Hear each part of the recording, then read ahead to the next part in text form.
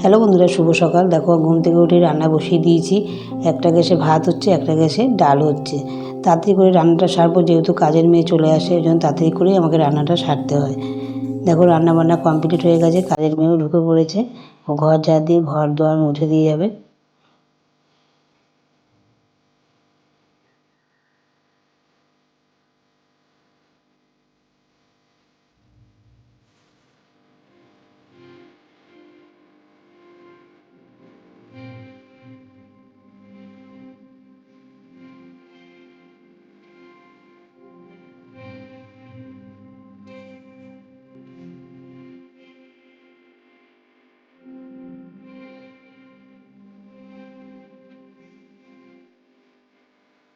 এদিকে দেখো বিছনা তোলা হয়নি এখনো, এবার আমি বিছনাটাকে তুলে ফেলবো।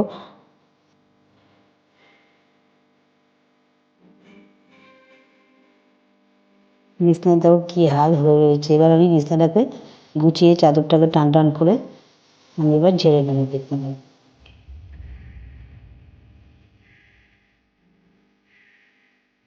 বিছানাটা আগোছানো থাকলে একদমই ভালো লাগে না।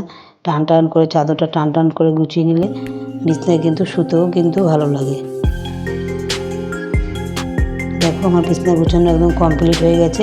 এবারে ঝুল বারান্দায় একটু চলে যাব। দেখো বন্ধুরা, গাছের ফুলগুলো কি সুন্দর ফুটে রয়েছে। আর এদিকে আমি বাসনগুলো মেজে দিয়ে গেছে, বাসনগুলো আমি ঝুল বারান্দায় উপর করে রাখি। রোদ্দুর আসে ভালো, তো ওই জন্য শুকিয়ে যায় বাসনগুলো। তারপরে আমি আবার গুছিয়ে তুলে নিই। এরপর আমি স্নান করতে চলে যাব। স্নান করে খেয়ে দিয়ে ঘুমিয়ে আবার বিকেলবেলা চলে এলাম। দেখো একটা টিফিন করতে। টিফিনটা আলুর প্যাটিস করছি। আলুর ভিতর দিয়ে প্যাটিস করছি। যদি তোমাদের ভিডিওটা দেখতে হয়, মিঠু কিচেন চ্যানেলে চলে যাবে, এই পুরো ভিডিওটা দেখে নেবে। এটা হচ্ছে আলুর প্যাটিস। বিকালবেলা জল খাবারের জন্য খুব ভালো একটি খাবার। এ দেখো সস দিয়ে খেতে কিন্তু খুবই ভালো লাগে। ভিডিওটা ভালো লাগলে কিন্তু এটা লাইক, শেয়ার, কমেন্ট করো, সাবস্ক্রাইব করো, পাশে থাকো, বেশি বেশি সাপোর্ট করো। তোমরা সুস্থ থেকো, ভালো থেকো। আর এই প্যাটিসের ভিডিওটা দেখতে হলে মিঠু কিচেন চ্যানেলে চলে যেও। শুধু ভালো থেকো, টাটা।